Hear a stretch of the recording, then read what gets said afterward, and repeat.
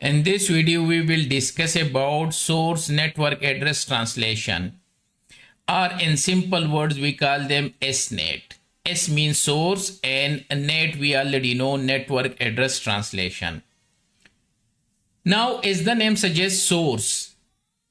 So we typically apply the source NAT on the outbound traffic.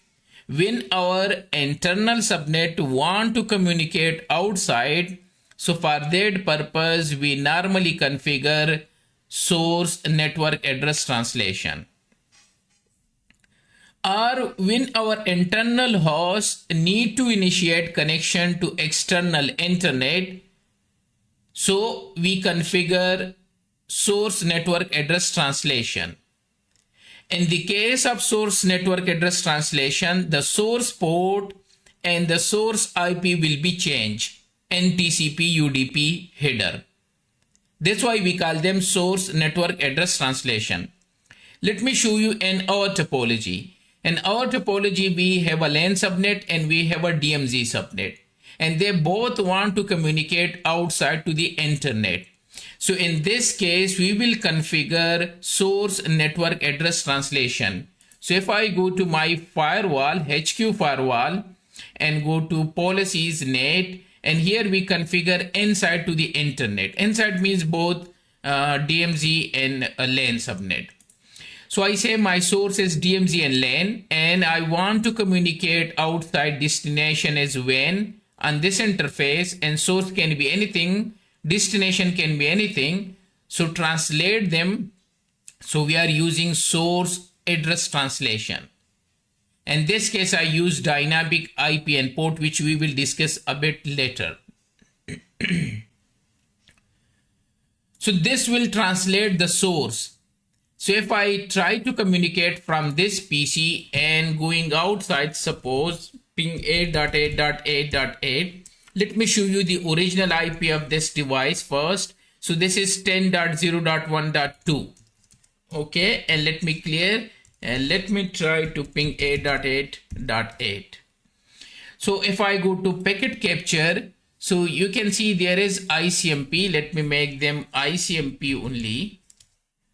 So you can see I'm doing communication with 8.8.8, and the source is being changed. It's 192.168.1.1. Even though my source is 10.0.1.2, when it's reaching to the firewall, this is firewall, I capture the firewall on Ethernet 1/1. So it's been translated to the interface because we have a NAT to translate them to our interface, the outside IP. So if I go to my network, and let me quickly show you. So 192.168.1.1. So any PC from LAN subnet and DMZ, when they want to reach outside, it will be translated. The source will be changed. You see, destination is the same, 888. But the only thing is changed is the source. So source port is being changed. Let me stop this one because it's continue communication. So the source is being changed. The source IP was 10.0.1.2, which has been replaced with my external interface. So the source IP and the source port is being changed. So in this case, we call them source NAT. And here you can see the source is being changed. Here the source is 192.168.1.1. Destination is the same. That's why we call them source network address translation. And normally we configure this when our internal subnet want to communicate outside. You will see such type of NAT everywhere. Even in our house, and everywhere you will see. Now coming to source network address translation, we have three types of source network address translation which can be configured on Palo Alto firewall. We have dynamic IP and port, dynamic IP, and static IP. And you can see those if we go to our firewall and go to policies, network, and when we click anywhere, let's go to here, and on the source address translation, because left side is source address translation, right side is destination address translation. So right now we are discussing source address translation. So here we have three choices: dynamic IP and port, dynamic IP and static IP. Right now dynamic IP and port has been configured. So let's go to discuss these three different source address translation mode one by one. The first one is dynamic IP and port.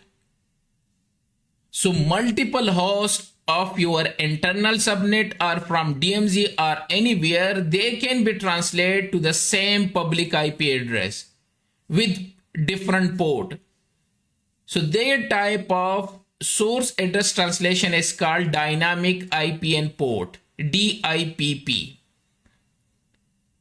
So you have a range of sources, maybe 500, maybe 200, maybe 100. In our case, we have almost 1, 2, let me minimize this, 1, 2, 3, 4, 5, 6. In my case, I have a 6 PC, they want to communicate outside.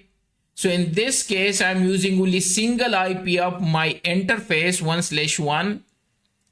So their type of source address translation is called dynamic IP and port. Here we are using only same public IP address with different source IP with different source port number. And that's why sometimes we call this dynamic IP and port interface-based net, or network address port translation, which we discussed. We call them port address translation as well. And also we call dynamic IP and port hide net. Why? They hide all my internal and DMZ subnet. Nobody can see them because they are not doing communication directly to the internet, but using the public IP address of the interface. So in our case, these 192.168.1 and 192.168.2 are our public interface. Just assume in our lab. So you can see 1.1. So all these internal PC, when they want to communicate outside, all of them will use only single IP. So you can see, if I want to communicate from PC to S using 192.168.1, similarly, let me go from PC3 to some other IP. Suppose if I ping 1.1.1.1, so again it will use the same single IP. You can see 192.168.1. Destination has remained the same. Again, the single IP. So this PC2 is using also 192.168.1.1, PC3 using 192.168.1.1, PC1 using 192.168.1.1. Similarly, server 1, server 2, and so on. Let me stop this one. Even you can verify through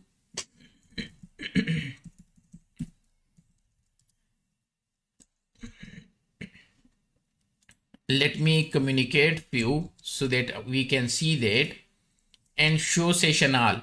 So here you can also see in the firewall that we are using source, and this N means net, S means source net, and the source is 10.0.4.1, and we have 10.0.5.2, and we have 10.0.5.2. I don't know from which PC I'm doing. Yeah, this is PC2. So from PC2 as well, you can see the traffic. So these are the sources. Let me clear the screen and show you again. Yeah, this is PC2, 10.0.1.2. And they say I'm using source net. So this is a source. This is a source port. Okay, this is a zone. Then we have a protocol number 1, which is ICMP, and translated IP. So all of them translated to single IP, 192.168.1.1, 1.1, 1.1, 1.1. Because we have configured dynamic IP and port. And dynamic and IP and port means to use a single IP to share a single IP to translate all of the internal subnet or DMZ or whatever you have. And normally we call them interface based NAT as well, because I'm using my interface IP to translate all my internal. And I also say that this we call them port address translation as well. And even we call them hide NAT, because it hide all our internal subnet behind a single external public IP, which is 192.168.1.1 in our lab. So now it's clear to you. You can use dynamic IP and port and source address translation to use a single IP for all your internal subnet. It will share a single IP. I hope so it's clear to you. And even you can verify from monitor and go to browse station, and because we are doing communication from this IP, so here you can see source IP is 10.0.1.2. okay, and from here this is the port number and these are the detail. So you can see the session from here, and this is another session. Even if you go to traffic as well, I believe if I let me remove and let's go to any traffic, okay, and let's go to detail, okay, and here you will also find all the details. So this is the session ID, and here is, let me see the source user, okay, this is source user, and nated IP, yeah, that's what I want to show you. So here you can see nated IP is 192.168.1.1. So it's been nated to this IP, even though my original user was 10.0.1.2. So the source has been changed. So this is type of the source NAT. Done. So this is the first one. Okay, let's go to the second one. Second means dynamic IP. Let's change this to dynamic IP first. So if I go to network and go to, policies and go to NAT, and let's change inside to the internet, and I say that I want a dynamic IP, the second option for source address translation. Here I need to put the public range IP. So 192.168.1.20. Okay, and let's add another one, 192.168.1.21. So I have only two public IPs. I change my translation type to dynamic IP, even though I have a backup solution as well, if this is exhausted. Anyway, I change this to, and let me commit change, and then I will show you. Let's discuss first. So dynamic IP means it's also one-to-one, but it's not permanent one-to-one. On first come first basis, from this pool of the dynamic IP, you will get IP. So right now we have only two IPs. It means on the first come first basis, everybody will get from this pool of IP, and it will be assigned to that person. And until they are using, nobody else can use this IP. It means on the same time, in my case right now, only two users can go outside to do communication, because I have only two public IP pool. That's why we call them one-to-one. One-to-one network address translation, but as long as the session is lost. It means if you are using this IP, it's belong to you and you can use them. But if you are not using from this pool, so it will be available to someone else. Second thing and second issue in this one, right now only two users can do communication. If other user try to do communication outside, their communication will be dropped. So it means the size of dynamic IP pool defines the number of hosts that can be translated. And the private source address translate to the next available address, as I say. So it means the size of the NAT pool should be equal the number of internal hosts. If it is not equal, so other address will be dropped. Either you can override this behavior using the fallback method, because there is a backup solution as well. So I think so. Yeah, it's saved now. So what do you think? How many user can now go? Previously, when we check server 1, server 2, attacker, PC 1, 2, 3, all of them can do communication outside. Do you think all of these can now communication outside? No. If I try to PC2, okay, yeah, this one is already doing communication. Let me stop and do again. And let's go to PC3 and let's start to do communication. Yeah, these two can do. What about this one now? The third option, because I have only two IPs. So if I try from here, 8.8.8.8, no. This PC, because there is no more IPs available. If you can see, I have 20 and 21. So both IP are used. The source has been translated to these two IP because we are still doing source net. So I have 20 and 21 IP. Both are used by PC1, PC2 and PC3. Yeah, they need to stop them. Then the other server will start work. So if I go to this server and let me stop and start again, you see now it started. Now this PC cannot do communication because we have only two IPs. And you can verify now again if I clear the session. So again we are using source net. The flag is still source net, but this time we have two range of IP, 20, 21 and 20. So now we have two IPs and two user can do communication on the same time. You get the point? So this is called dynamic IP. This is also one of the type of source address translation and Palo Alto firewall. But this belongs to a range, a public IP pool. And the more you have pool, the more user can go on the same time. So I hope so this one is clear. Let's go to the third option, which is static IP. Static IP is a permanent one-to-one static translation. Even it was a one-to-one session dynamic, but it was a temporary. Until and unless you are using, so it belongs to you. But here this is a permanent static translation. Let me change then because it's taking time. So let me stop this PC first. So I can show you the third option. Yeah, this one is already stopped. And let's go to this one and let me stop this one. Okay, let's go to server. I believe this one is doing communication. Let me stop. And let's go back and change this to static. Now static is the third option related to source address translation. If I change them to static net, now I need to assign how many system I have. 1, 2, 3, 4, 5, 6. That means I need 6 public IP from this range for every system.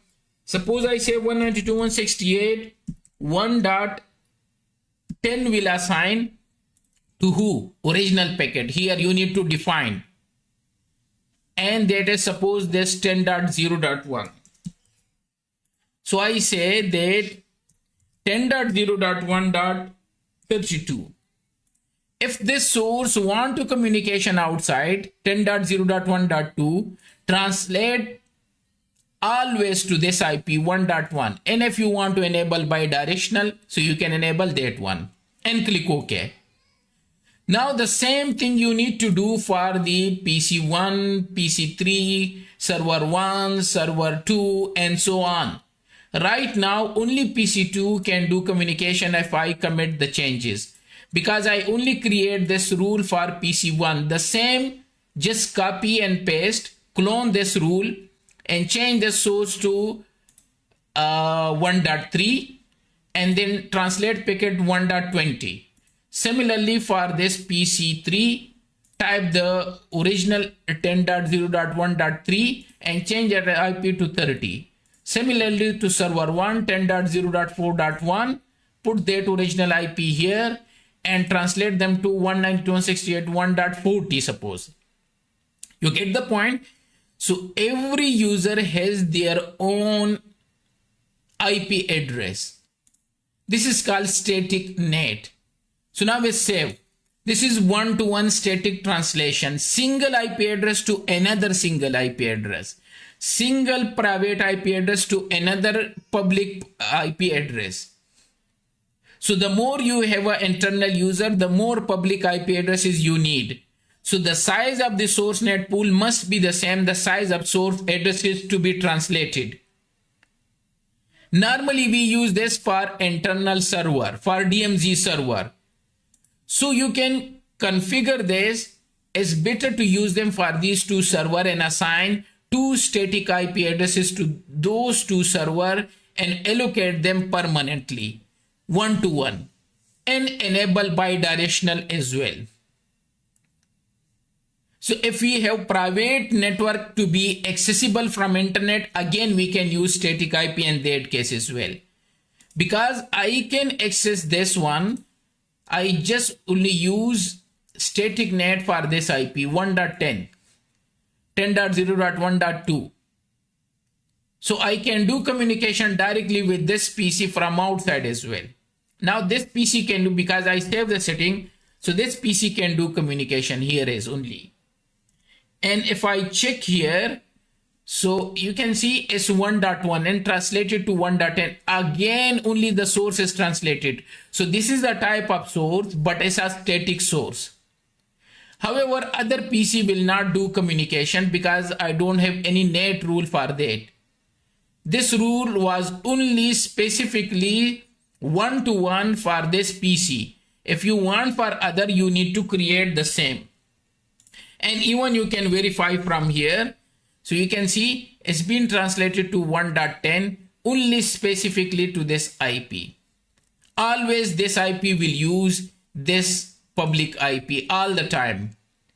And if you want the same for other, so you can create the rule, just clone this rule to clone and just change the source and change the public IP. Source and the public IP. Source means I'm talking about here, the original packet, source address. This rule is specifically for 10.0.1.2. You get the point? So this is the third type of source net which you can configure on Palo Alto firewall.